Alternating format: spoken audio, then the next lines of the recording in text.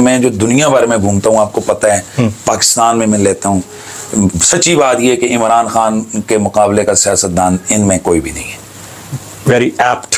मुझे नहीं पता है, पता नहीं आप जो करना है करें, लेकिन यार आप मुझे मेरे खिलाफ आप जो है ना वो ट्रेंड बनवाना चाहते हैं आप। मैं किसी के खिलाफ ट्रेंड नहीं बनवाना चाहता, मैं असल में क्योंकि आपको लोग सुनते हैं, ठीक है, और इंजीनियर साहब नहीं देखें इमरान, मैं आपको बताऊं, मैं यूरोप गया हूं, मेरी बात पूरी होने दें। मैं यूरोप गया हूं, अफ्रीका गया हूं, मतलब यूके गया हूं, वल्लाह आपको बता रहा हूं यार, वो जो काले लोग हैं ना या वो आम लोग हैं ना, वे पाकिस्तान, इमरान खान जिनका कोई ताल्लुक नहीं है हमारे साथ, फिर तुर्की जाएं आप, या जहां एक नेशन के हवाले से आपकी आवाज गई है वो इमरान खान। ये आपने इन चार का नाम लिए, मैंने उन चारों की बात की है, मगर ना शायद मेरी कोई तरजीहात किसी वाले से कोई और हो। अच्छा। लेकिन इन चारों में से एज ए सियासत मार उनसे कम कमियां कोताहियां, जाती किरदार, कैरेक्टर वो बिल्कुल हो सकता है।